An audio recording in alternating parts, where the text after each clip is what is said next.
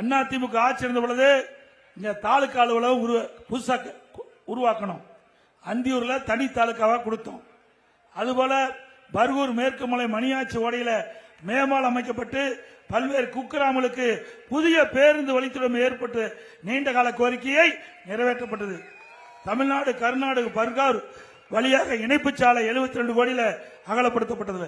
அத்தானில புதிய துணைமின் நிலையம் 11 கோடியில கட்டி கொடுத்தோம். அந்தியூர் பேரூராட்சி, வாணிப்புதூர் பேரூராட்சி, மாத்தூர் ஊராட்சி, டிஎன்பளை ஒன்றிய பல கிராமங்களுக்கு புதிய குடிவசதி ஏற்படுத்தி கொடுக்கப்பட்டது. அந்தியூர் தொகுதியில் உள்ள பல்வேறு பகுதி மக்கள் 5000 பேருக்கு இலவச பட்டா கொடுக்கப்பட்டது. மாத்தூர் குன்னந்தோட்டம் புதிய பாலம் கட்டி கொடுத்தோம். அத்தானி செம்பிளிச்சாம்பாளையம் பகுதியில் உணவு தானிய மற்றும் நெல் சேமிப்பு கிடங்கு அமைக்கப்பட்டது. பர்கூர் மலை பகுதியில் மலைவாழ் மக்களுக்கு மருத்துவமனை அமைக்கப்பட்டது. அத்தானி மற்றும் கூலூர் ஆரம்ப சுகாதாரம் மேம்படுத்தப்பட ஆரம்ப சுகாதாரம் 30 படுக்கை கொண்ட ஆரம்ப சுகாதாரம் தரம் உயர்த்தப்பட்டது. அந்தியூர் சட்டமன்ற தொகுதி முழுவதும் பிரதான சாலையில் விரிவாக்கம் செய்யப்பட்டு மக்கள் தடையில்லாமல் போக்குவரத்து வழி செய்யப்பட்டது.